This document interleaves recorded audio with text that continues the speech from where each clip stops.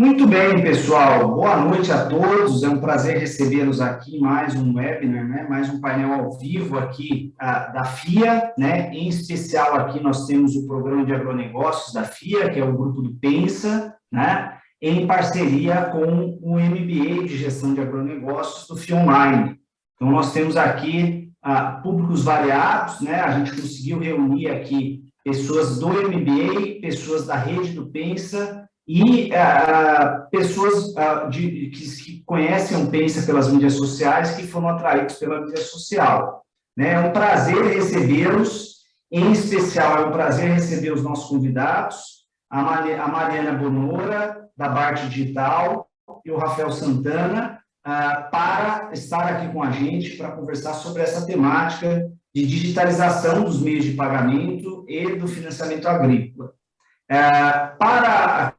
Só contextualizando um pouco sobre esses eventos, sobre como ocorre esse evento, qual que é a frequência, qual é o objetivo dele, né? Esses eventos, eles nasceram antes do MBA na rede do Pensa, né? Como parte do programa do Pensa. Nós evoluímos, trouxemos esse modelo de painel ao vivo para dentro das disciplinas do nosso MBA de Gestão de Agronegócios. Até então, esses eventos eram eventos fechados ao público do MBA, aos nossos alunos.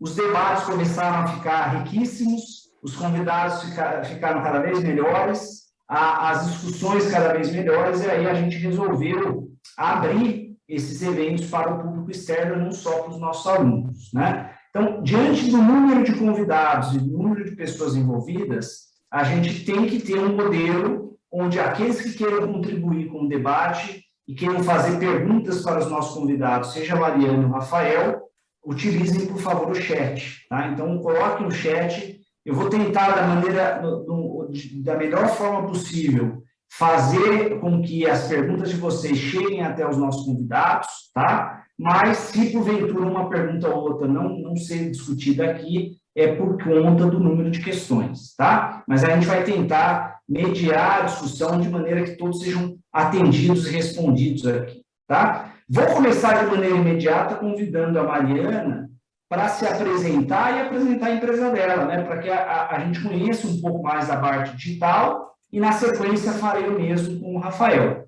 Tudo bem?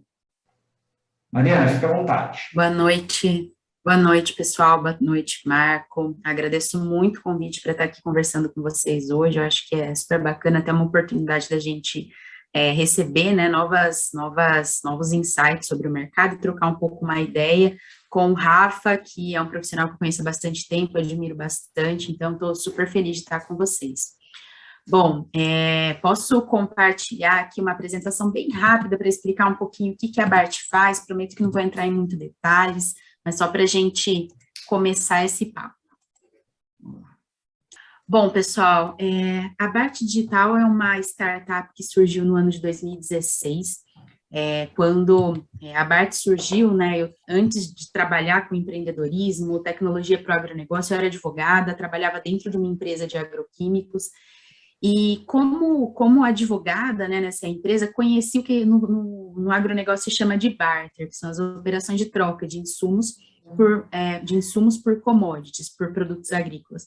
Me apaixonei pelo tema, muito mais pela complexidade do tema, né, como isso desafiava a lógica puramente jurídica.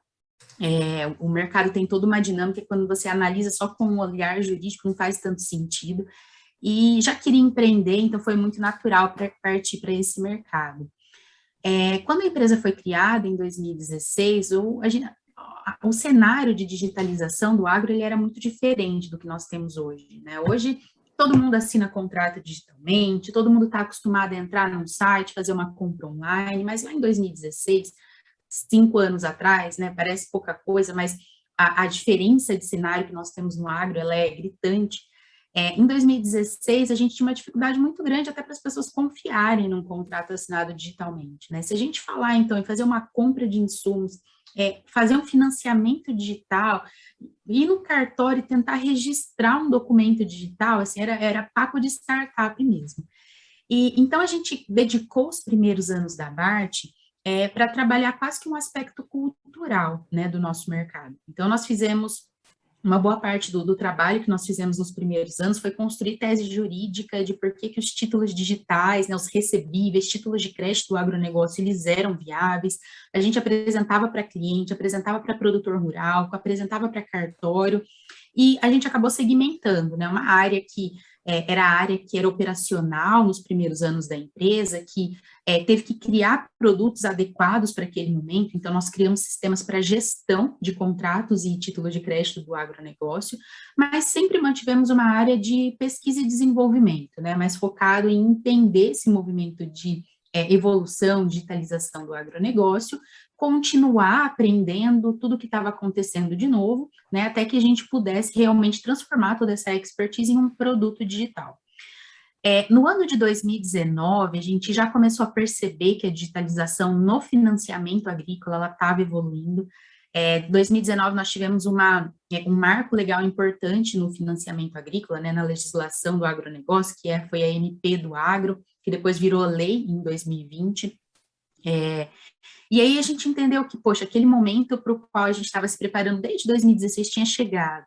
E aí nós fizemos aqui toda uma reanálise da empresa, assim, não, acho que está na hora da gente dar esse próximo passo, e aí nós criamos uma plataforma especificamente para originação, né, que é a originação, a plataforma que permite a emissão, a formalização, registros dos títulos de crédito do agronegócio, recebíveis, contratos de garantia também. Bom, e acho que só voltando aqui um pouquinho para o slide para finalizá-lo, apesar de hoje a gente falar muito, né, em CPR digital, CCB digital, duplicata digital, a BART trabalha com isso desde 2016, então a gente conseguiu ter uma expertise acumulada muito bacana para transformar isso num produto tecnológico. Bom, e aí como a gente falou aqui, né, que nós tivemos esses marcos legais importantes no agronegócio, por que, né, que esses marcos, eles realmente foram importantes? Quando a gente fala na lei do agro, ela traz algumas possibilidades que até então já existiam, mas não estavam expressas na legislação, como a possibilidade de assinatura digital de recebíveis do agro, como a obrigatoriedade de registro centralizado de CPRs e os outros títulos também, que num horizonte próximo pretende-se, né, que tragam transparência para o mercado e melhorem essa análise de crédito do agro, que hoje é tão difícil. Mas, assim, como que a BART atua, né, nesse mercado? Que a gente faz hoje com essa plataforma Ativos? A gente constrói soluções tecnológicas para endereçar o processo de financiamento agrícola, que acaba sendo baseado em papel, né? Então, se você vai fazer um financiamento agrícola, você tem o contrato de financiamento, você tem os recebíveis, as garantias, tem toda aquela documentação que é necessária para a análise do crédito do produtor ou do distribuidor de insumos. Muitas vezes ele é ineficiente, não porque o crédito não chegue até o campo, né? Muitas vezes ele chega, mas ele chega atrasado, então o produtor rural ele pode perder uma janela de aplicação de insumos, ou então a gente pode estar deixando, né? Na verdade, a gente está deixando de atender alguns nichos de mercado menos tradicionais, como horticultores, etc. E é um processo altamente regulado, né? E quando a gente fala em processo altamente regulado, a gente está falando em um processo burocrático, muitas vezes caro, e que muitas vezes tem um arcabouço jurídico tão pesado que traz insegurança para o mercado. E aí essa insegurança, o que significa isso? Significa crédito caro e demorado, né? E operações difíceis de escalar. Então, quando a gente fala em crédito caro, demorado, operação difícil de escalar, a gente está falando no produtor rural pequeno, que precisa de um ticket muito pequeno para financiar ou um repique, né, ou um produto agrícola que faltou naquele pacote inicial que ele comprou, ou então a gente está falando naquele produtor rural que realmente tem uma agricultura familiar, mas são as pessoas que plantam o alface, né, as coisas que a gente come aqui, ele não tem tanta facilidade de acessar essas linhas de crédito que demandam, né, um trabalho operacional muito maior e acabam ficando restritas a produtores e players mais estruturados, né, vamos dizer assim, com uma demanda um pouco maior. E aí, para resolver esse problema, a gente tem uma plataforma aqui na BART que chama Ativos. A Ativos, ela é o produto de todo esse nosso conhecimento acumulado em digitalização de recebíveis desde 2016. Ela, né, como uma plataforma específica, foi colocada no mercado em fevereiro de 2020. Ela tinha um foco bem restrito, assim, bem simples, a primeira versão dela, que era permitir que o mercado emitisse, assinasse digitalmente e fizesse o registro eletrônico dessas garantias do agronegócio em cartórios. E aí a gente lançou em fevereiro de 2020, março, pandemia, o produtor foi para a fazenda, as empresas, foi todo mundo para home office, e aí o cartório fechou atendimento presencial, e aí acabou sendo, apesar de todo o cenário ruim aqui no Brasil, sendo, no mundo, né, sendo um momento importante para a digitalização do agronegócio, porque todo mundo foi forçado a adotar essas tecnologias, e a gente acabou tendo um protagonismo e crescendo de forma muito rápida essa plataforma. E aí acabou que aquela plataforma super simples cresceu, virou uma plataforma com N possibilidades. Hoje a gente tem desde a originação, formalização desses recebíveis, registro eletrônico em cartórios, tanto de títulos como de imóveis, centrais registradoras, e temos também um hub de serviços que a gente traz algumas funcionalidades relacionadas ao processo de financiamento agrícola, como busca de informações em bases públicas, relatórios de crédito, compliance socioambiental, conexão com parceiros que fazem monitoramento da safra, e assim por diante. E aí a gente percebeu, né, que para a gente conseguir atender todo o mercado, a gente não podia estar só licenciando um SaaS, porque o mercado agro tem uma coisa que ele é criativo, a gente tem vários perfis de players, e a gente começou também a trabalhar com mais 2 modelos. A gente tem operações spot, daqueles clientes que só querem sanar uma dor regulatória para contratar a BART para fazer um registro em cartório ou central registradora, e também passamos a construir esteiras digitais para clientes que têm uma complexidade maior no seu processo e precisam de um fluxo padronizado, customizado. Bom, e aí com esses 3 formatos, né, a gente acabou conseguindo atender vários perfis de clientes. Hoje a gente tem desde securitizadoras, distribuidores de insumos, né, que acaba sendo a maior parte dos nossos clientes. A gente tem bastante cliente startup, né, a gente tem aqui um foco bem grande em parcerizar com startups que tenham soluções sinérgicas com o nosso produto, e até produtores rurais direto, né, a gente tem vários clientes que falam, não, aqui eu como revenda, eu não quero internalizar esse trabalho de formalização de recebíveis, mas eu quero que o meu cliente siga esses padrões que vocês aplicam. E eles nos indicam, né, o produtor rural consegue contratar a BART direto no site. Bom, e aí, né, já encaminhando aqui para o final, eu trouxe aqui até esses dados, porque eu acho que isso tem bastante sinergia com essa digitalização que a gente está vivendo no agronegócio nos últimos meses, né? Hoje a BART já está em mais de 130 cidades no Brasil.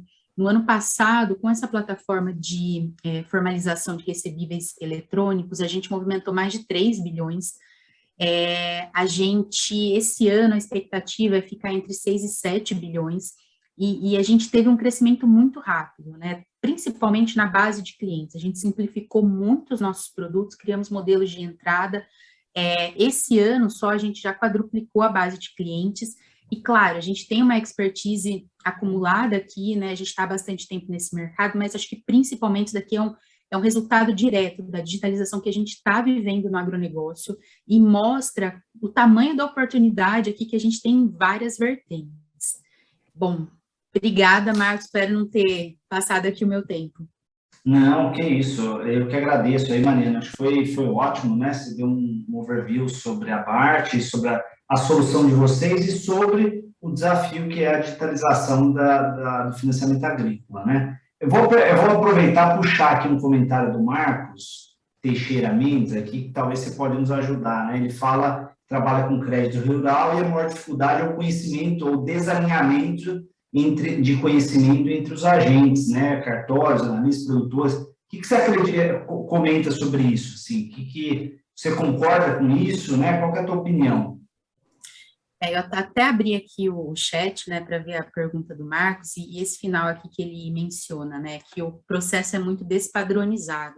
Eu acho que isso é o cerne do problema, é a gente não ter padronização. Quando a gente não tem padronização, a gente não consegue automatizar para escalar, né? E essa despadronização, ela tem diversas vertentes. A gente está falando aqui numa despadronização de modelo da operação, então cada empresa tem um fluxo de demandas, um fluxo de modelo, assim, de negócio que ela está adotando. A gente tem uma despadronização nos documentos solicitados para análise do crédito, a gente tem uma despadronização nos formatos de documentos. Então, eu brinco que eu já fui advogada dentro de indústria de químicos e eu posso falar isso, né? A gente tem muitas vezes um advogado que ele quer analisar uma garantia e ele quer mudar a ordem do verbo e do sujeito da frase, e são coisas que, assim, é muito difícil você chegar no entendimento que traga uma operação fluida. Isso sem falar cartórios, né? A gente... isso é um trabalho que a BART faz no dia a dia, a gente realmente tem, sim, uma dificuldade muito grande de padronizar esse contato com o cartório. Esse é um tema que eu acompanho de perto, eu participo de grupo de trabalho do MAPA para tratar, né, do registro de garantias, principalmente CPRs, e isso é muito difícil, né? A gente tem agora uma iniciativa dos cartórios de criar essa ONR, que seria uma centralizadora de registro, mas a gente também tem algumas opiniões divergentes, né, entre os estados com relação a qual que seria o padrão ideal. Então, eu sou muito otimista com relação a gente atingir essa padronização de entendimentos, mas eu acredito que isso demanda de todo o mercado um esforço e uma abertura de mente com relação à padronização, né? Como que a gente vai padronizar aqui os 80%? Legal. Ô, Wagner, segura aí que eu já te chamo. Eu queria só abrir uma janela aqui para o Rafael se apresentar, né? A gente conhecer, eu sei que ele tem uma trajetória, apesar de novo, né? Ele tem uma trajetória longa e passando por várias experiências que eu acho que dá uma visão bem particular sobre esse processo de digitalização, né? Rafael, fique à vontade aí de se apresentar, mostrar a tua trajetória. Obrigado, Marcos, e obrigado pelo novo. Antes fosse tanto assim. E obrigado pelo convite de novo. Tá aqui também dividindo o espaço com a Mari. A Mari dá um show. Quando eu conhecia a Mari, conhecia a proposta de valor, a tese da BART, eu falei, é aqui que está uma boa, um percentual aí do valor agregado e do que a gente vai trazer de solução na digitalização do agronegócio. Bom, vou me apresentar. Eu tenho uma trajetória já de quase 15 anos dentro do agronegócio. Eu fui da indústria também, como acho que a grande maioria de nós, que hoje a gente está em startups ou navegando, a gente esteve no lado dos transatlânticos, que é o que a gente diz, e ali a gente pôde vivenciar muito a dinâmica da indústria, dores, e eu também tive nessa trajetória. Eu fui da CNH Industrial, como case em New Holland. Depois eu saí para um desafio final de 2018 para startar a operação do primeiro marketplace vertical, né, nichado agronegócio, que é a AgroFi. A AgroFi startou a operação no Brasil em novembro de 2018.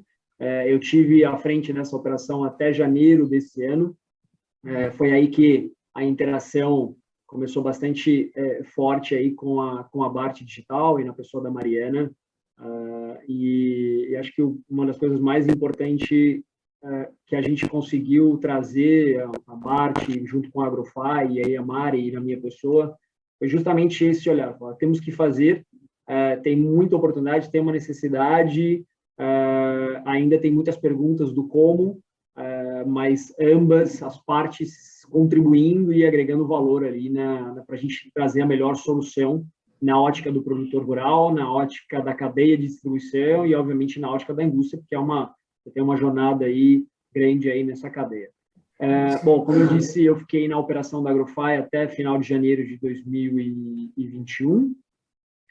Fizemos aí bons avanços dentro dessa operação. Hoje, digo que em 2019 e 2020 a gente viveu o boom de e-commerce, de marketplace para o agro.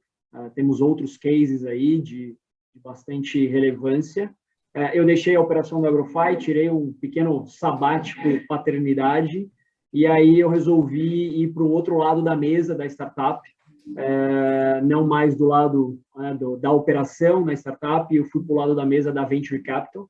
Hoje eu estou como representante de um fundo de investimento TLG, e hoje trabalho todas as análises das teses, se vamos investir ou não vamos investir, com um foco muito forte em AgTech e FoodTech. Diria que a gente tem que colocar aí nesse AgTech, a gente tem que colocar um AgFintech dentro do nosso radar, que aí é muito onde entra o contexto da parte digital. E sou um defensor aí, um entusiasta sobre o tema da digitalização no agro. Não é que vai acontecer, isso está acontecendo, sem dúvida nenhuma. 2020, vocês viram o resultado da Bart Digital e como outras também empresas que se propõem a trazer uma tese de digitalizar o agronegócio, tiveram bons resultados. Eu acho que sim, teve um efeito aí, pandemia, mas também teve um efeito de que essas empresas não nasceram de um ano para o outro, elas já têm uma experiência, têm profissional, os profissionais que estão ali nesse contexto dessa empresa, trazendo essa tese, essa proposta de valor, têm muita experiência, e acho que isso agregou, né? Não só o tema da pandemia, mas o agro está nesse contexto e vivendo isso. Então, acho sim que temos um desafio muito grande no que é o regulatório dentro do agro. O agro é o motor da nossa economia, mas ele sempre ficou aí sendo tratado de uma forma um pouco mais, entre aspas, um pouco mais informal, mas vale lembrar que nós temos aí 4 milhões de produtores rurais aproximadamente, e 85% também, 85% são pequenos e médios produtores. Eu acho que hoje, menos de 1.000 hectares, acho que é 90% de menos de 1.000 hectares aí de produtor rural, e eles, sim, eles não têm liquidez, eles são alavancados, eles precisam de crédito. Então, para a digitalização do agro acontecer, hoje o tema crédito, financiamento, operações de barter, registro, score do produtor rural, isso sim ou sim vai acontecer. E que bom que a gente tem teses aí, pessoas como a Mari, adicionando valor e trazendo a experiência dela.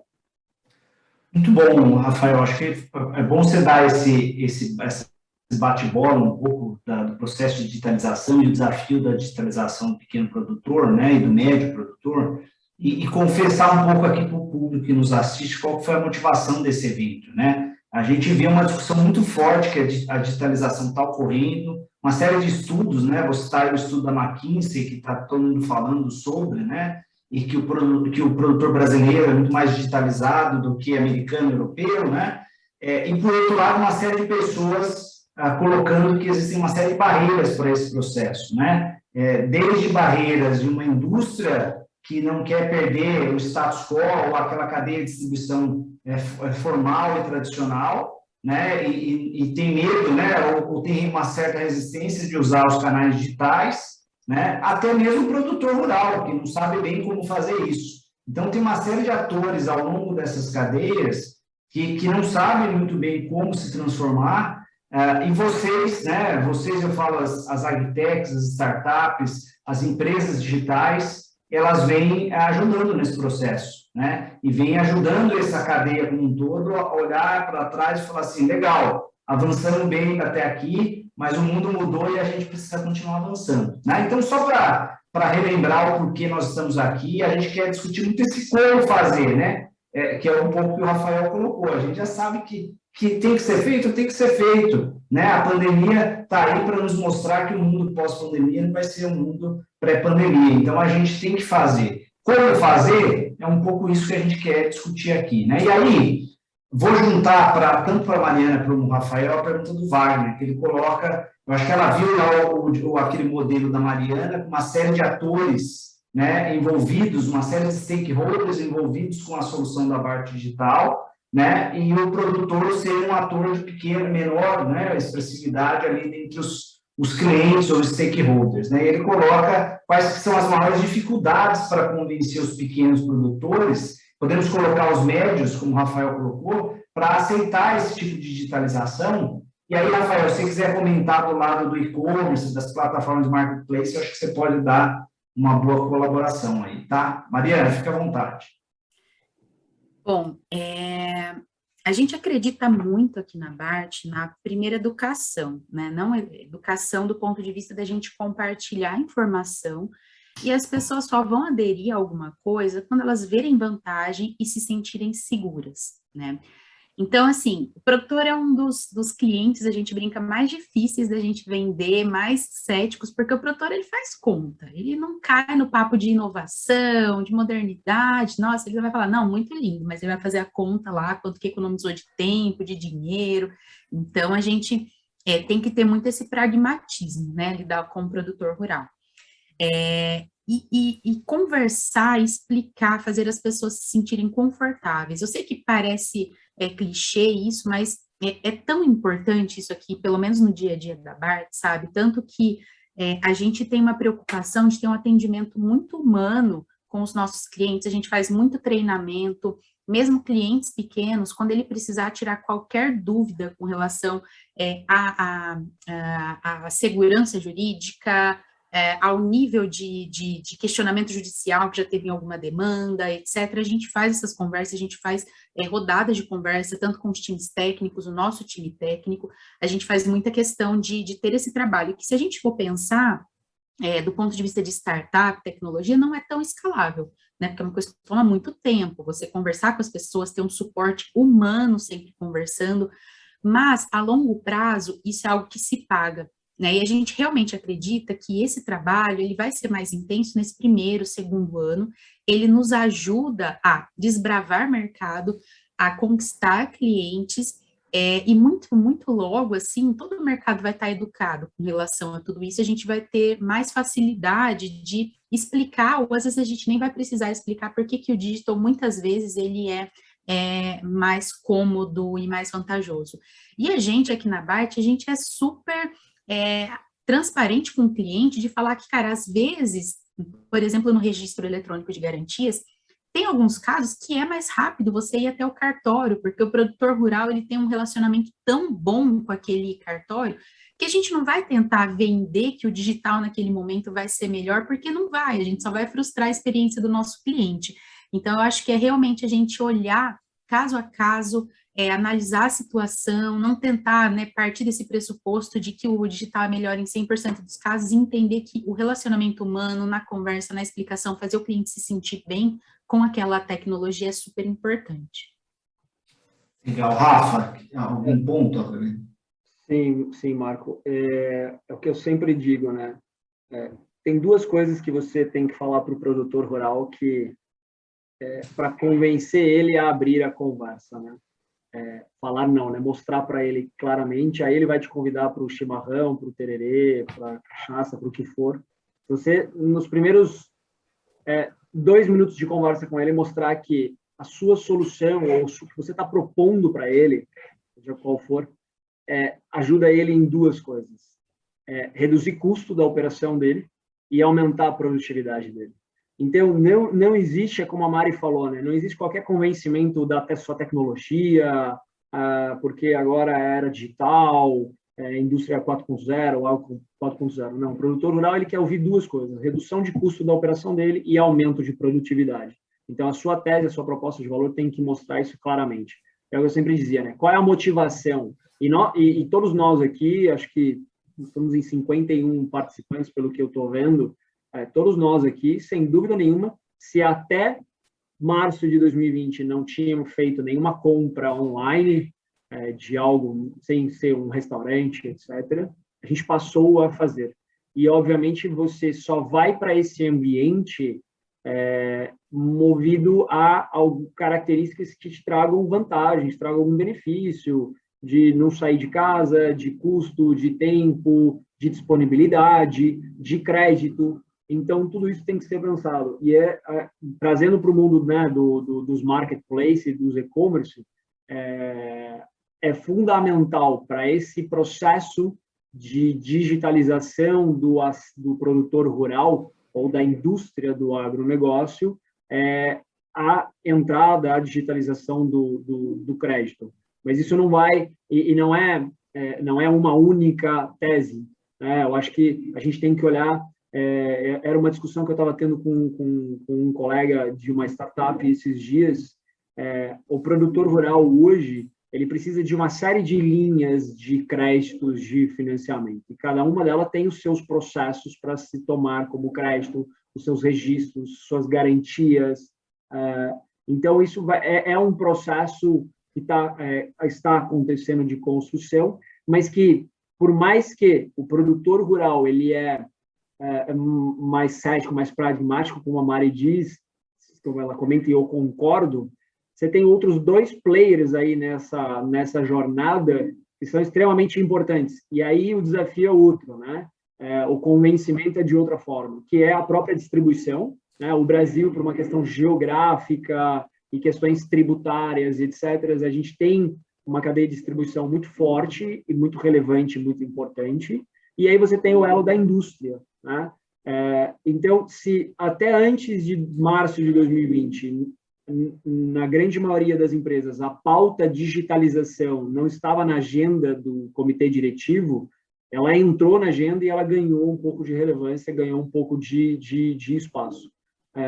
E aí é você ajustar a sua proposta de valor, o seu produto e o seu pitch para cada um desses elos da cadeia e trazer os parceiros corretos para o momento que você está, né? E escalar o negócio. Mas, sem dúvida nenhuma, tem que, junto com esses 2 elos, indústria e distribuição, você ter muito claro de que o ponto final é o produtor rural e você tem que levar a melhor solução para ele. Perfeito.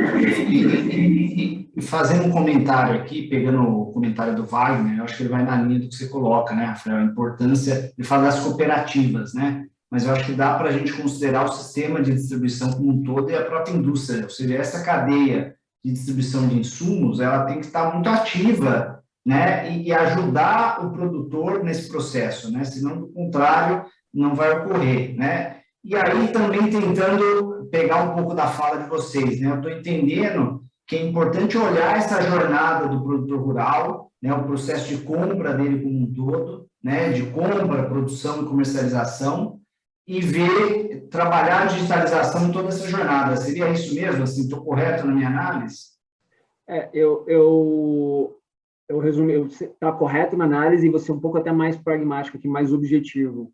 O produtor rural, se todo o trabalho entre a empresa, a startup, que está se propondo a digitalizar uma etapa desse processo, seja ela da comercialização, seja ela da logística, seja ela do crédito, do financiamento ou do score online do produtor rural, junto com a indústria e a cadeia, conseguirem realmente, de fato, ganhar sinergia e relação, o produtor rural é o cara que vai ser beneficiado com isso. E para você, muito na Agrofy a gente falava, né? Eu preciso investir meus maiores esforços no início para mostrar para a indústria, para mostrar para a distribuição a minha proposta de valor e por que está dentro de um marketplace, por que criar uma estratégia omni-channel, omni-canalidade, e o produtor rural, depois desse processo concluído, ou basicamente próximo de ser concluído, você sim entrar no processo de aculturamento do produtor rural. Porque alguns vão vir com mais facilidade, outros com menos, mas ele vai acontecer, como você mesmo citou o dado da McKinsey, no Brasil o produtor rural é mais digitalizado, e eu nem vou só colocar o dado da McKinsey, eu tive muitas vezes que ir conversar com produtores rurais do Rio Grande do Sul, do Paraná, do Centro-Oeste, Matopiba, e com cooperativas, como eu vi que colocaram uma questão da cooperativa, para entender a dor de cada um desses perfis de produtor rural. E, de novo, ele não vai deixar de comprar na loja ou no online. Ele vai passar a comprar desde que ele tenha alguma vantagem. E a vantagem é o negócio dele, né? Como o tempo, o custo, o aumento de produtividade. E vale ressaltar uma coisa aqui, a Mari vai concordar comigo super, né? A gente está falando de Brasil, são vários agros dentro de um agro. A gente soja, milho e grãos em geral, aí você tem a cana, aí você tem hortifruti, você tem café, você tem algodão, você tem Rio Grande do Sul, que tem uma dinâmica, aí tem arroz no Rio Grande do Sul, vamos falar assim, aí você tem Paraná, então, aí você vem com as cooperativas, então tudo isso te gera o desafio e a complexidade que motivou a Mari a fundar a BART pela paixão que ela trouxe no negócio. E aí que está aí o desafio e o divertido, né? Você entender esses públicos e como você ajusta a sua proposta de valor. Mas, óbvio, o mundo startup tem que ser escalável, né? E tem que, de fato, entregar um valor. Perfeito.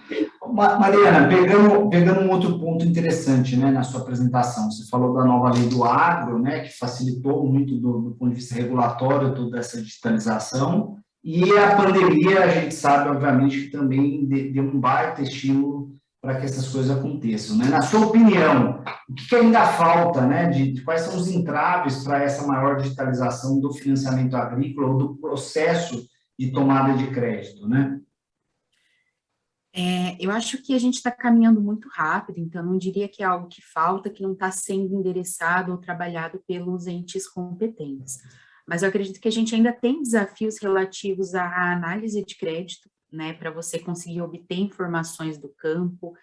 Se a gente falar em soja, milho, algodão, né, você já consegue, você tem produtores rurais maiores, consegue fazer um monitoramento daquela lavoura via satélite, está conseguindo monitorar a entrega.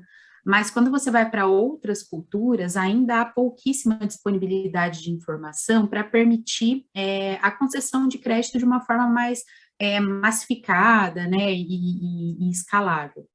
E eu também diria que a gente tem vários desafios com relação ao cenário jurídico, né? A gente ainda tem bastante dificuldade de entender como que todas essas modernizações trazidas pela regulamentação no ano passado e retrasado vão ser refletidas, vão ser entendidas, interpretadas nos tribunais.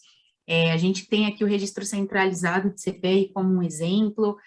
A gente sabe que antes a CPR, para ela ter publicidade, ela precisaria ser registrada no cartório de imóveis domicílio do emitente, agora o registro centralizado supre isso, mas a gente está falando de uma decisão de primeiro grau que ainda não veio, né? A gente ainda também tem muita coisa que vai ser decidida nos tribunais nos próximos anos. Claro que tendo uma legislação sólida e coesa a respeito, pode ter vários entendimentos no primeiro grau, mas a partir do momento que isso vai escalando para os tribunais, vai sendo uniformizado. Mas tudo isso traz uma preocupação muito grande para o agronegócio, né? E eu também acredito que a gente tem uma diversidade, como o Rafa falou, com relação a esses vários países que a gente tem no Brasil. É muito diferente você financiar, acho que ele citou muito bem, assim, o produtor gaúcho, né, paranaense, e financiar alguém que está lá, sei lá, no Mato Grosso, né, que são produtores maiores. Então, é muito difícil você ter uma operação escalável a tal ponto que você consiga atender todos esses cenários e ampliar, né, para todos os públicos possíveis. E aí, o que eu tenho visto também? A gente tem muitas iniciativas de estruturação de mecanismos de crédito, instrumentos de financiamento, para um mercado, para um público que muitas vezes já está irrigado com bastante oferta de capital, né, que são esses produtores de 500 hectares para cima, de culturas mais tradicionais, soja, milho, algodão, principalmente. Mas daí para baixo, falta capital, o pessoal está um pouquinho mais disposto a pagar taxas mais altas, porque entende que muitas vezes tem uma disponibilidade de garantias menor, e é um pessoal que muitas vezes não tem tanto acesso, né, a linhas de crédito. Então, eu acredito que toda essa padronização que a gente falou aqui no início, padronizar requisitos, operações e conseguir escalar para a gente atingir esse mercado que não está tão irrigado de crédito ainda, é extremamente importante para a gente usufruir de toda essa modernidade, tanto tecnológica como legislativa, que tem ocorrido nos últimos anos. Perfeito.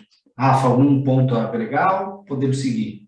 Não, super, podemos seguir, Marco. Obrigado.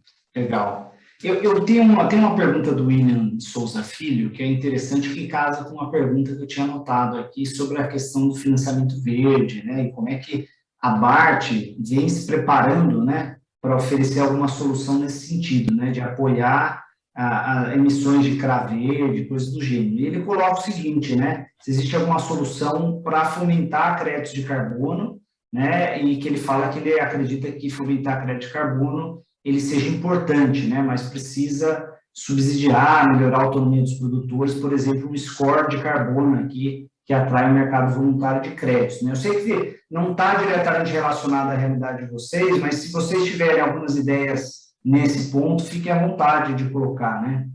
E a gente sabe que é uma grande tendência, né, de fato. Não, eu acho que isso é um mercado que ainda está inestimado no Brasil, né? A gente ouve aqui que o mercado de crédito agrícola, sei lá, 500 bilhões de potencial, né? Se a gente for considerar a demanda total, 700 bilhões. A estimativa é que o mercado de crédito de carbono, ele atinja 1 tri, né? Isso daqui eu ouvi do pessoal da CVM falando que tem esse potencial. Então, a gente ainda tem muito para explorar nos próximos anos. E o que é importante aqui, né, do ponto de vista de agronegócio? É que essa nova regulamentação, ela encaixou os ativos florestais dentro do rol de ativos que podem lastrear a emissão dos títulos de crédito do agronegócio. Então, a gente está falando, sim, do mercado agrícola. Quando a gente fala em crédito de carbono, a gente está falando de um subproduto de valor econômico de ativos florestais. Inclusive, aqui na BART, a gente já fez CPR de crédito de carbono, a gente já trabalhou com isso. Salvo engano, foi a primeira que foi registrada na B3, e a gente está vendo esse mercado crescer muito rápido. Nos anos anteriores, por exemplo, a gente não tinha demanda de CPR de madeira. Esse ano a gente já teve, foram 3 operações, parece pouco, mas são operações de valor muito alto e com prazo muito longo, né? Então, a gente tem que estar muito aberto a entender todas as modalidades possíveis. E aí, quando a gente fala nessa exploração de ativos ambientais, a gente está falando ainda numa quantidade de modelos de negócio imenso, porque a gente tem aqui o mercado de crédito de carbono, que realmente ele segue uma regulamentação, então ele precisa aí de um processo mais estruturado, mas a gente tem pagamento por serviços ambientais. Poxa, se a gente está pensando no Brasil, a gente tem um monte de produtor rural que está no bioma amazônico, são produtores rurais super simples, pequenos, tem que conservar 80% da sua propriedade. Por que não a gente criar um programa para remunerá-los, né, por esse serviço ambiental que eles estão prestando para o país, para o mundo?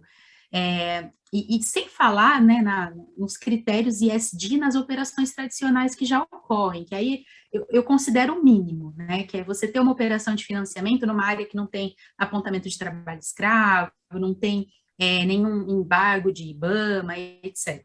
Como que a gente lida com isso aqui na BART?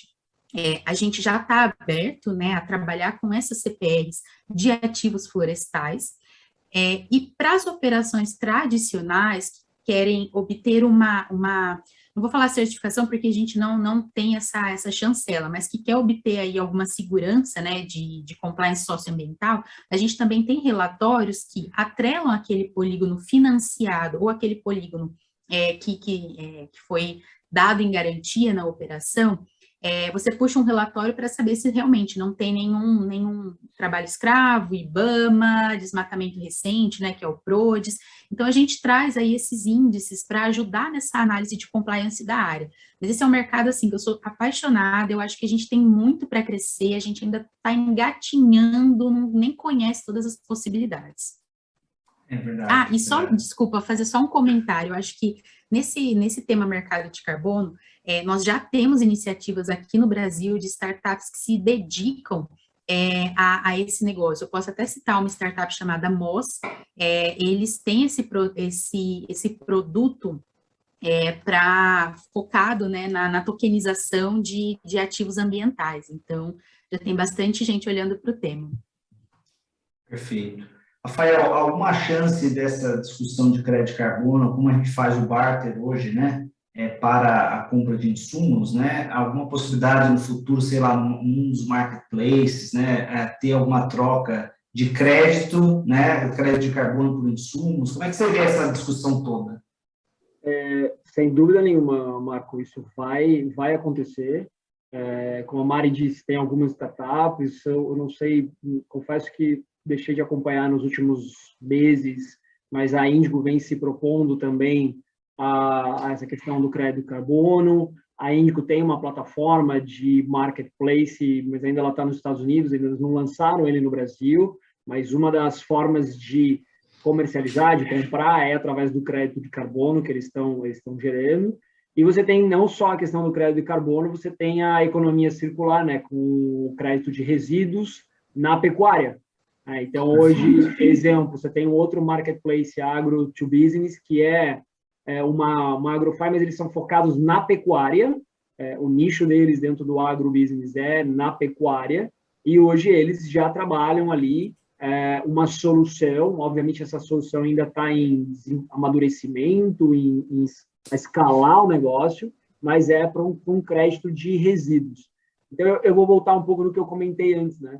Acho que você tem duas coisas importantes. Você tem distintos agros dentro do mesmo agro, então a gente tem que escolher quais são as primeiras batalhas que a gente vai travar. E, por outro lado, a gente tem que pensar num ecossistema completo de soluções de crédito e financiamento no digital. Hoje você tem muita coisa acontecendo fora que vai se digitalizar, já está se digitalizando, e o grande ponto é pensar nesse ecossistema como uma solução completa ao produtor rural, que ele possa ter entradas de distintas fontes de financiamento, seja ela com carbono, com barter, ou resíduos, ou com um banco privado, etc., e ele compor uma carteira virtual dele para ele adquirir os insumos, uma nova máquina, o que seja, né? E a gente está caminhando nessa etapa. Mas hoje você tem várias iniciativas e soluções, olhando um pilar desse como crédito, mas aí o que eu ia comentar é a gente precisa escolher também quais são os primordiais, né? Quais são os mais importantes para ir começando. Então, hoje, Mari, me ajuda, eu não lembro muito dos índices, mas pelo menos 1/3 do que se comercializa, acho que hoje no agro, ainda se usa barter para essa comercialização. Você deve ter um número melhor. Então, fazer o barter, digitalizar o barter é extremamente importante, e não é só, vamos digitalizar o barter. Você tem uma série de processos jurídicos, burocráticos, que você tem que digitalizar aí. Tomada de crédito com banco privado, CDC, FDIC, como ir caminhando conforme a relevância desse método de crédito, de financiamento, é relevante dentro do agronegócio, porque é o que move aí o agro safra a safra, né? Marcos, se eu puder até acrescentar um ponto vai aqui. lá. Eu acho que nisso que o Rafa trouxe, como que eu tenho visto aqui, né, nos últimos meses, todo mundo se digitalizou, não só as startups evoluíram, mas as grandes empresas também se digitalizaram. E no agro, a gente tem uma questão muito forte, que é a marca, né? Aquela revenda, a confiança que a marca da revenda, da cooperativa, leva para o produtor rural dela, a trading também, as indústrias também. Então, eu tenho visto essas empresas, esses grandes grupos econômicos se tornando agregadores dessas soluções tecnológicas, fazendo as integrações de acordo com o modelo de operação que eles acham interessante para o mercado que eles atendem, e ofertando isso como um omnichannel, né, que a gente fala, porque o que a gente mais vê aqui é solução tecnológica para tudo. Muitas vezes o produtor rural, as revendas, eles ficam perdidos. O que vai fazer sentido para mim, etc. E eu vejo as revendas, né, as cooperativas, como o ponto focal, né, desse filtro para o produtor rural. Eu fiz aqui o meu pacote de soluções, já estão integradas, e esse conjunto vai ser apresentado para o produtor rural com a minha marca nesse pacote completo. Então, eu acredito que tem aqui uma tendência grande desses grandes grupos, né, vendedores de insumos, ou que já têm esse relacionamento próximo, serem esses agregadores de soluções tecnológicas. Perfeito, muito bom. Marco, eu vou pedir uma licença aqui, porque eu estava reparando aqui umas trocas de algumas mensagens, e eu vi que tem um interesse no tema da pecuária, né? Isso aí, vai lá. Eu introduzi ele justamente, mas manda bala. Primeiro, eu acho que o que eu vou trazer aqui para responder alguns dados, né? A gente olhar hoje todo o agronegócio brasileiro, 1,2 a 1,1 trilhões que se movimenta aí, basicamente hoje uns 46% está dentro de grãos. Aí você tem uns entre 23% e 26% você tem cana. E aí depois a parcela de algodão deve estar na fatia de uns 12% a 15%, enfim, e aí você tem os demais, que aí você tem hortifruti, né, hortaliça, aí você tem a pecuária. A pecuária, sim, tem um peso importante, ela é relevante. Só que dentro de outros, né, negócios, dentro do agronegócio brasileiro, não tem ainda, não é economicamente falando, tá? Economicamente, a relevância comparado com grãos e com cana é menor. Porém, também existe uma série de startups e eu estou impressionado porque agora dentro do lado de VC, e eu acho que eu não comentei, eu sou mentor e advisor dentro de uma aceleradora, que é a Plug and Play, especificamente também em AgTech, FoodTech e AgFintech. E houve também um boom de startups com soluções focados na pecuária. Então, eu vi um comentário aqui que alguém respondeu, acho que eu não me lembro quem, me perdoa, mas respondeu para a Isabela, que a garantia é o boi que ele anda, ele se move, né? Mas hoje já tem tecnologias, startups com soluções, com hardware, né? Hardware enabling technology, e você consegue monitorar ali seu gado, você consegue contar o gado, ter a segurança, né, do seu ativo ali, e esses dados são usados exatamente também para compor uma análise de crédito desse pecuarista. Legal, acho que o Rafael trouxe aqui o debate que está ocorrendo no chat, aqui, que a Isabela promoveu aí, é super importante, a gente nunca pode esquecer da pecuária, né? Às vezes a gente é muito orientado ao negócio de grãos, às grandes culturas agrícolas, esquece da pecuária, então, de fato, legal, o Marcos tem ajudado aqui na discussão também, né? E o William voltou, né? Eu acho que valorizando a fala do Rafael, da questão de ter uma plataforma que dá múltiplas possibilidades de financiamento ao produtor rural, né, em especial o pequeno, né? E aí, Rafael, eu acho que uma boa discussão aqui para a gente trazer é o quanto também esse processo de digitalização e essas plataformas que aí estão também torna a tomada de crédito, o acesso a insumos de maneira mais democrática, né? A gente sabe que o sistema de distribuição atual valoriza muito os grandes, né? Ou é direcionado esforço para os grandes e às vezes os pequenos ficam meio à deriva, né? Ficam pelo caminho. Você também tem essa leitura, ou seja, todo esse movimento vai ajudar a esses pequenos terem uma melhor qualidade no acesso a insumos, uma melhor qualidade no acesso a crédito, por aí, né? Sem dúvida, eu acho que tem três, você colocou aí a palavra e vou usar ela. A gente falou muito de regulamentar, né? De você criar essa regulamentação para que você tenha um padrão para que essas soluções possam ser escaláveis e de acesso rápido e entrega de valor rápido ao produtor rural. Outro ponto sim, sem dúvida, né, democratizar esse crédito, porque a gente tem grande parte dos produtores rurais são de pequeno porte, de subsistência, mas que tem um papel importante dentro da economia agro no Brasil e para o que o agro entrega de valor à alimentação, à saúde, ao vestuário e tudo mais. E, por outro lado, né, você também, isso tudo vai te ajudar a desburocratizar, e aí você junta a tecnologia nesse ponto, porque não adianta a gente ter a tecnologia, então hoje a gente tem muitas iniciativas, sem dúvida nenhuma, a Bart Digital acho que já teria escalado o negócio, já com números muito mais expressivos do que eles já estão, que de parabéns, eu falei com a Mari há pouco tempo atrás, ela me falou como estavam os números, e eu a parabenizei, é impressionante, mas sem dúvida ela mesma também sabe que a questão da regulamentação, ela estaria em outro patamar já. Então, não adianta a gente ter só as tecnologias sem essa regulamentação, porque aí sim a gente vai democratizar e desburocratizar isso, que no final você vai entregar as duas coisas que o produtor quer ouvir, né?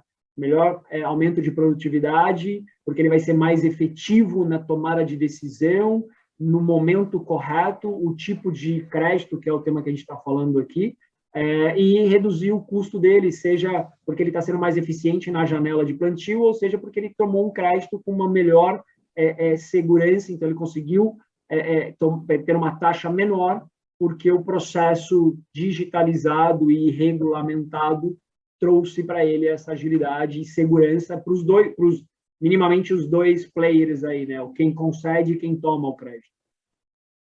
Marco, eu posso só fazer um comentário? Com certeza. Até compartilhar uma iniciativa que a gente tem.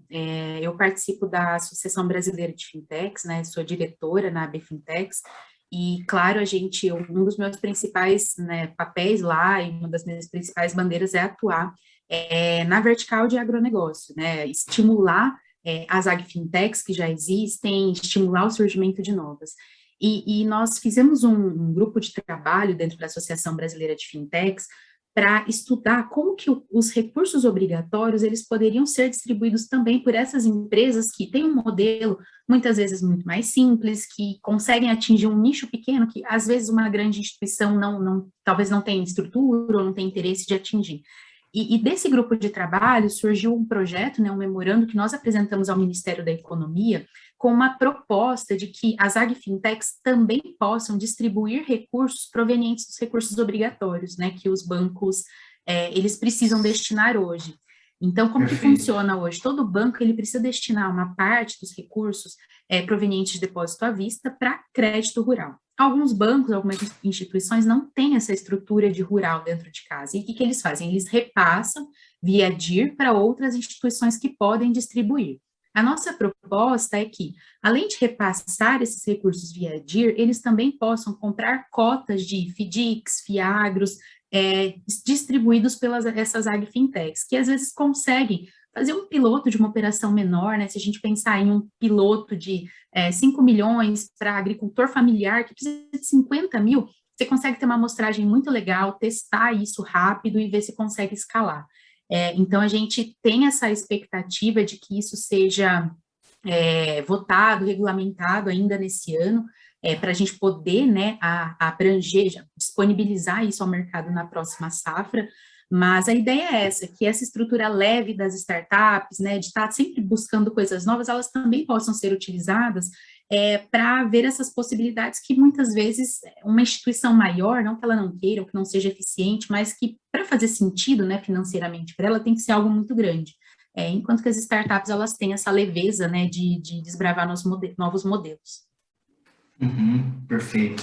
Deixa eu só pegar um ponto aqui, um comentário da Carla, ela acabou colocando para mim só, né, numa mensagem direta, mas eu vou falar, acho que é mais para a Mariana aqui, que ela comenta que, quando falamos de crédito, temos diferença entre as formas que cada instituição financeira opera, né, então ela não acredita na padronização de modelos e contratos, né, e sim essa customização, essa adequação a grupos específicos de produtoras, né, e que isso vai fazendo com que a coisa dissemine. E eu acho que é um pouco da fala inicial lá do começo aqui do debate, né? E como que, de um lado, eu acho que a BART digital, né, e todas essas soluções vêm tentando padronizar a coisa, mas sabendo que ainda existem muitos modelos, né, muitas formas de se tomar crédito. É por aí, né, Mariana? Me ajuda para ver se eu entendi corretamente aqui. Cara, se eu não entendi, você pode colocar aqui outro comentário, tá? Não, é isso, mas o ideal é que a gente identifique talvez não seja 80% no agro, mas que seja 50%, 60% das operações que podem ser padronizadas. Como que a gente escala isso, né, pro mercado, e as demais, realmente, a gente vai ter operações que são as operações estruturadas, que aí vai ser customizado para produtores maiores, mas a gente precisa achar uma padronização para os produtores menores. Senão a gente não vai conseguir escalar nesses mercados e a gente vai estar prejudicando um nicho que realmente precisa muito do crédito agrícola.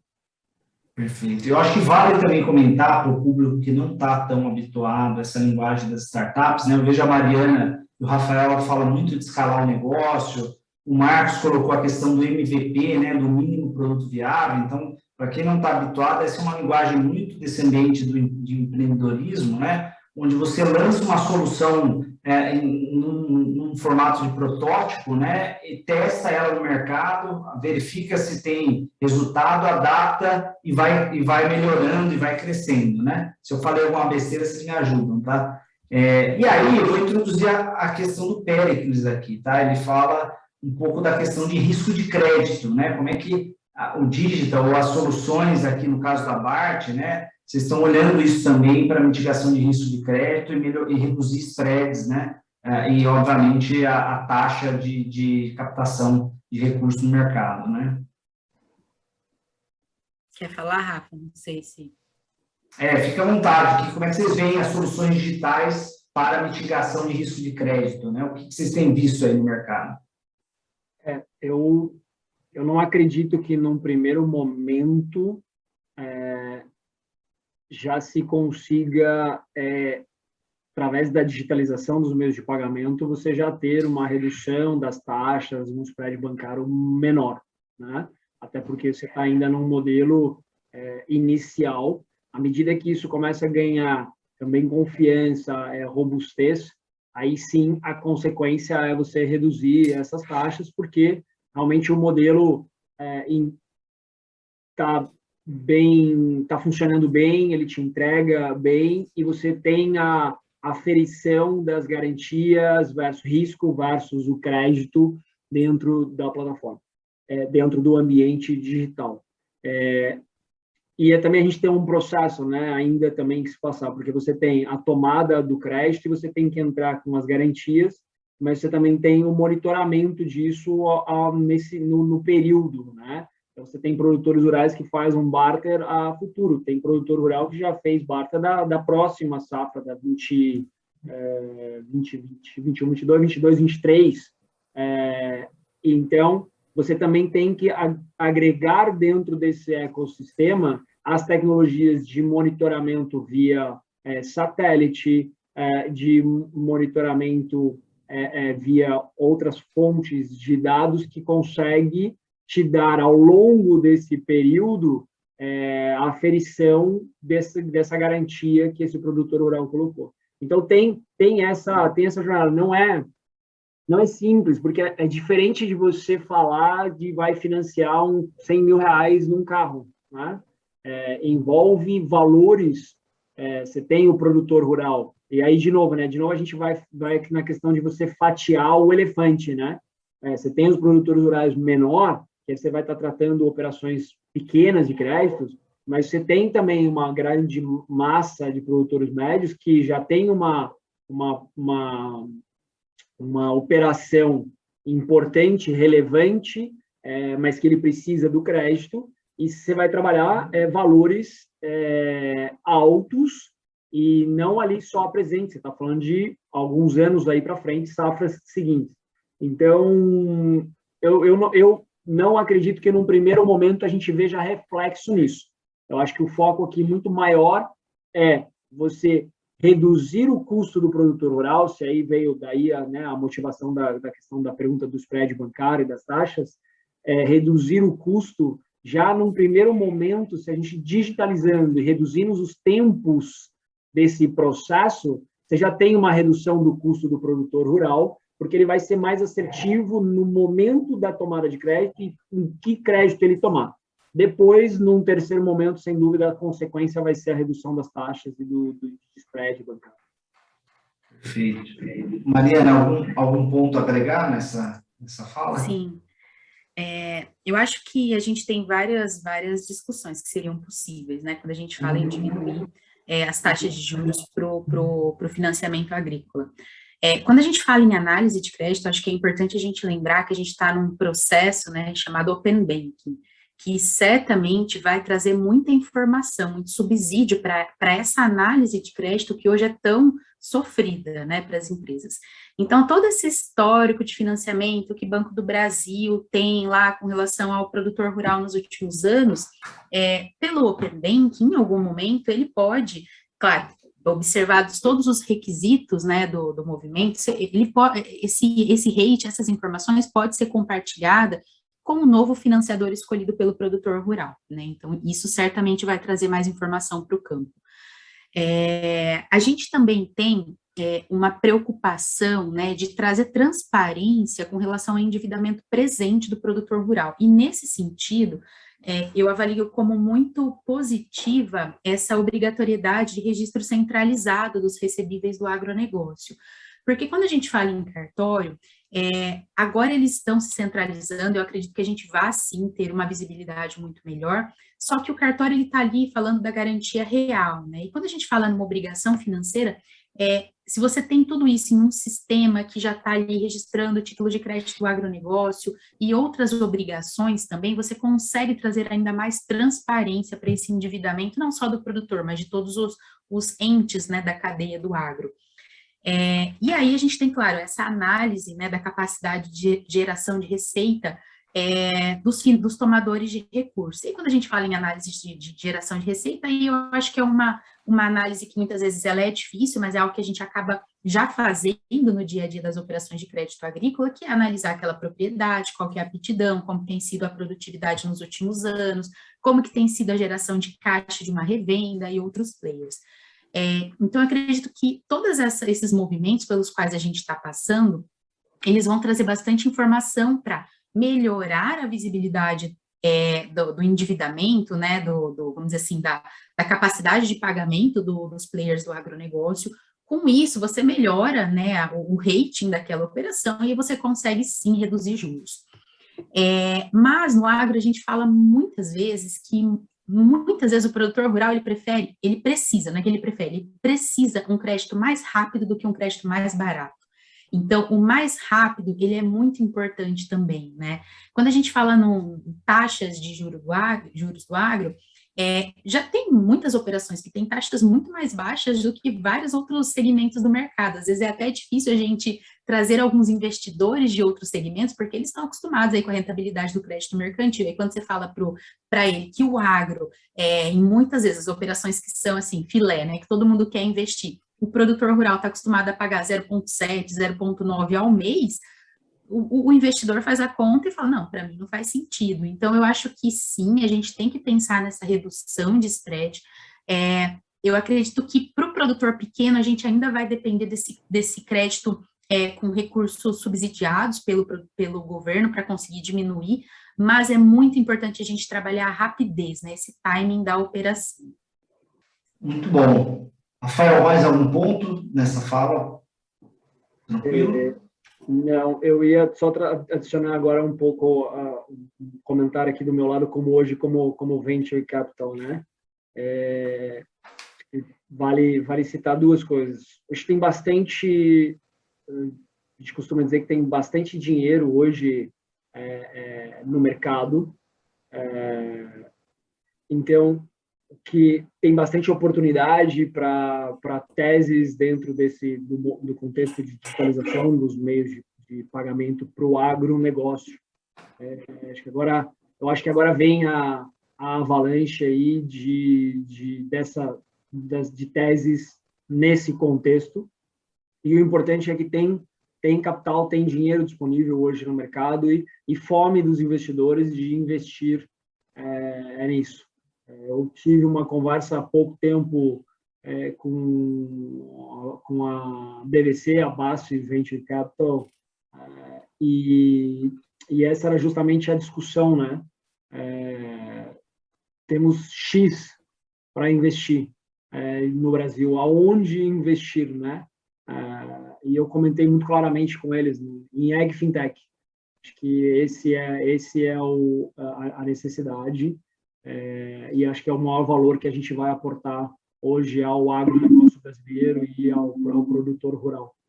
Então, acho que isso é importante colocar. Bacana. Pessoal, estamos caminhando para o fim aqui. Quem tiver questões, por favor, coloquem, né? Eu vou já caminhando para a gente não se estender muito, né? E não ficar uma coisa muito cansativa. Mas, Rafael, eu queria te fazer uma pergunta relacionado muito à questão de meios de pagamento mesmo, né? Hoje, no lado pessoa física, né, no lado do varejo, a gente fala muito do uso do WhatsApp hoje como meio de pagamento, né? Que está agora, né, os bancos estão se adaptando a isso, né, tentando já criar uma solução integrativa, né?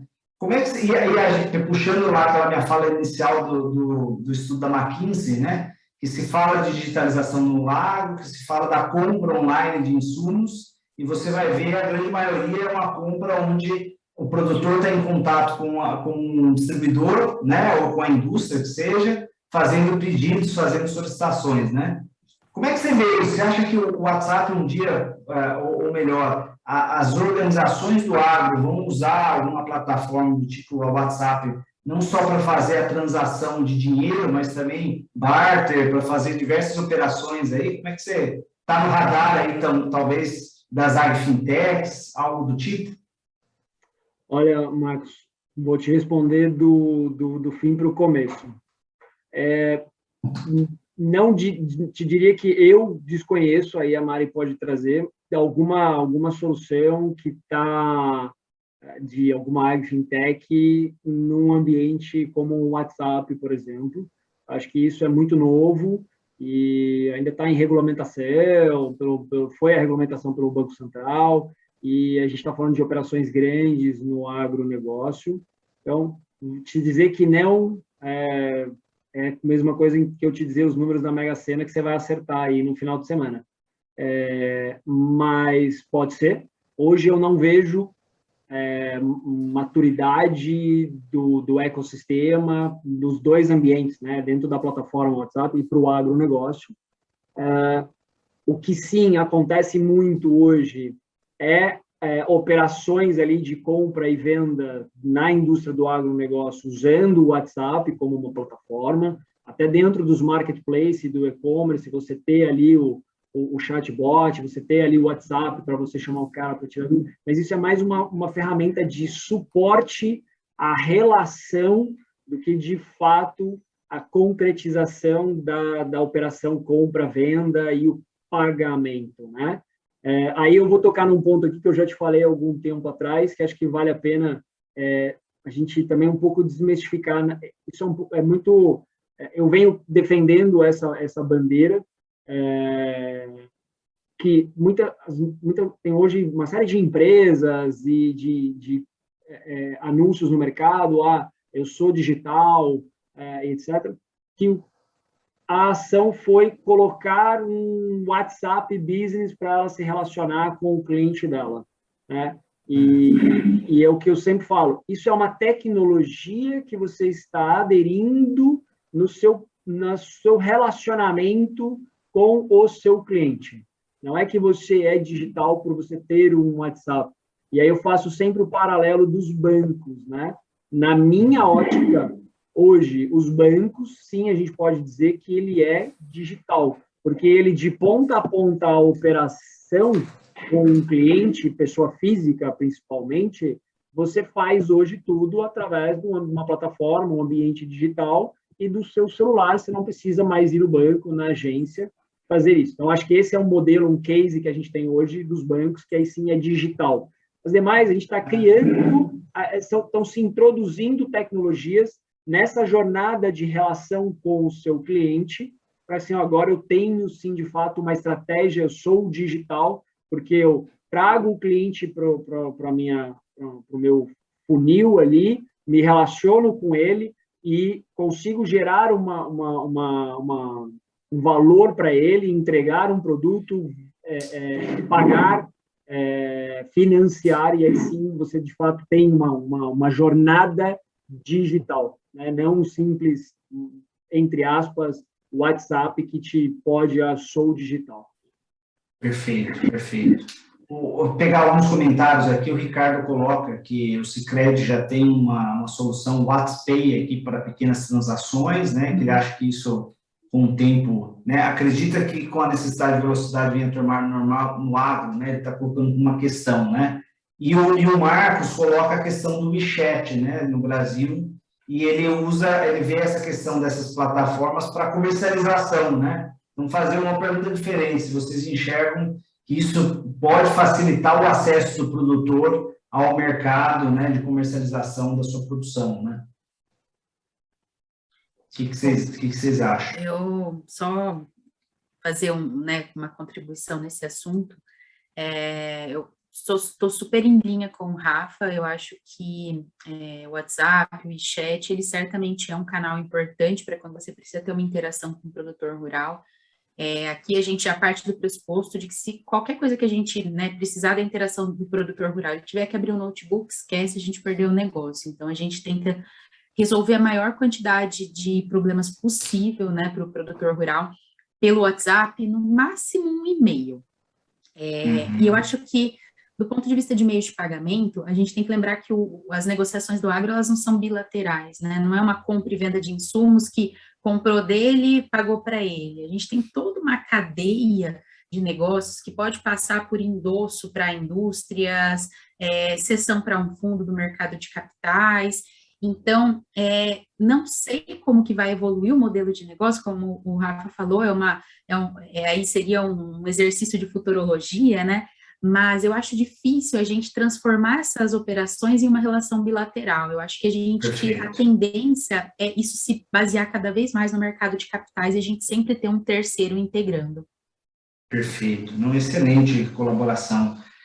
Mariana e Rafael, queria primeiro agradecer vocês, né, pela noite agradável, pela discussão. Eu sei que são temas de fronteira, então não são fáceis de a gente dar uma resposta única, né, a todas as questões aqui colocadas. Eu queria, nesses minutos finais, abrir para vocês fazerem comentários. Então, algum tema que, porventura, a gente não comentou e vocês acham importante. Vou começar na ordem, né? Primeiro as mulheres, Rafa. Então, primeiro a Mariana, depois eu passo para o Rafael e aí a gente finaliza. Tudo bem?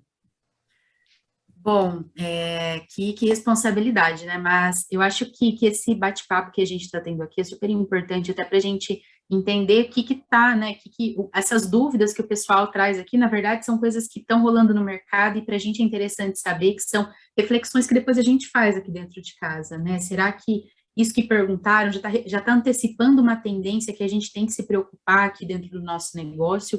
E para a gente também, para mim, é super importante compartilhar essa visão com a maior quantidade possível de pessoas, porque a gente vai, né, compartilhando algumas coisas que são realidades, já está posto, e outras a gente vai validando, né, a percepção.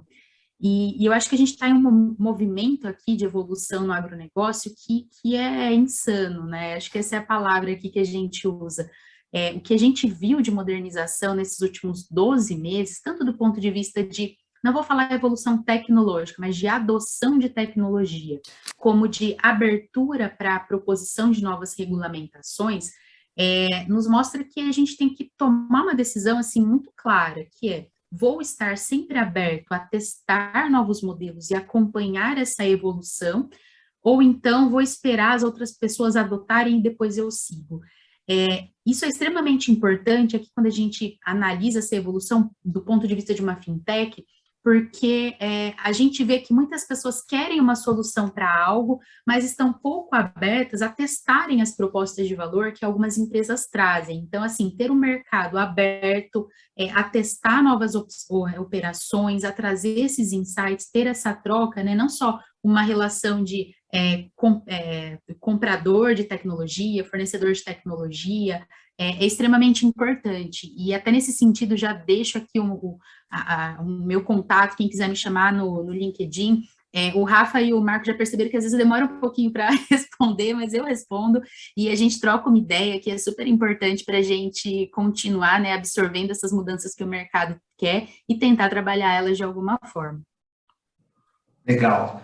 Rafael, fica à vontade aí. Meu comentário final aqui, para a gente fechar, Marcos, é que para a nossa alegria e felicidade, acho que a gente está no boom, na onda da transformação digital no agronegócio.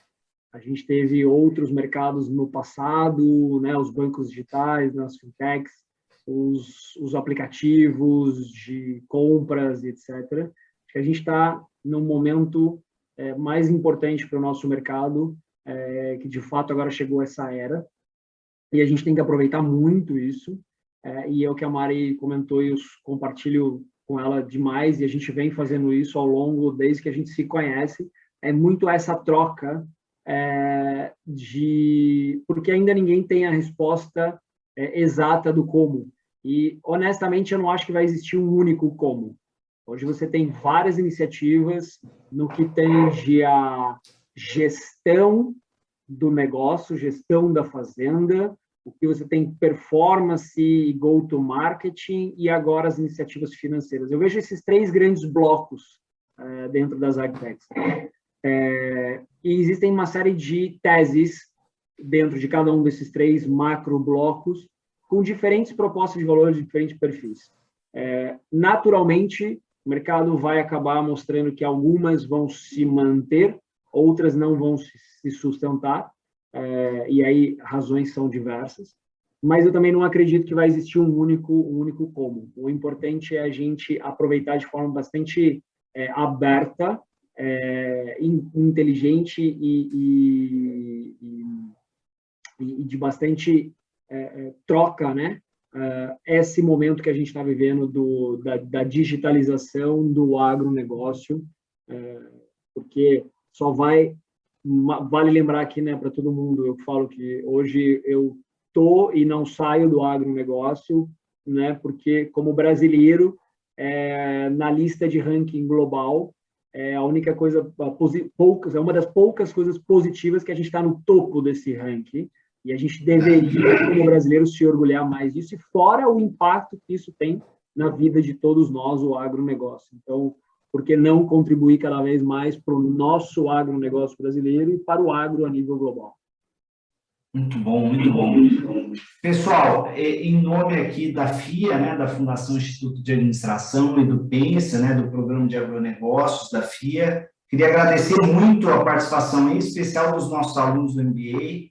Esse momento aqui a gente marca uma comemoração, uma celebração de um ano do nosso MBA, né, da primeira turma, está encerrando agora as suas disciplinas, faltando o TCC, o tão temido TCC, mas o nosso TCC está moleza, né, e agradecer todo o público que esteve aqui presente, né, como eu falei, o PENSA já tem 30 anos de eventos similares a esse, obviamente no ambiente físico, e que esses eventos de 30 anos, ao longo dos 30 anos agora, se digitalizaram também. Então, queria convidá-los, a gente vai tentar fazer mensalmente um evento similar a esse, trabalhando aí os grandes milestones, os grandes entraves, as grandes tendências, mas, sobretudo, os grandes desafios para esse agro, como o Rafael colocou, continuar grande, né? E, obviamente, para os nossos alunos do MBA, essa interação com o público externo é legal, quer dizer, a gente traz uma soma de pessoas aqui, de competências, de cabeças pensantes, com perguntas diferentes do usual aqui da nossa turminha, do nosso grupinho, tá? Por uma questão de direito de propriedade, direito de imagem, direito de voz, então, como é uma transmissão pública, a focalização aqui da gravação, ela está apenas nos palestrantes, né? E eu como mediador, mas todos os demais, eles não têm imagens, nem nomes, nada envolvidos, tá? Então, a gente fez essa escolha de fechar aqui a voz, né, o direito de voz, para preservar aqui os direitos de cada um, se do contrário, a gente teria que ter autorização individual de todos, tá? Mas, mais uma vez, muito obrigado, uma excelente noite a todos e continuem com a gente nos próximos eventos, tá? Fechado, gente? Obrigado.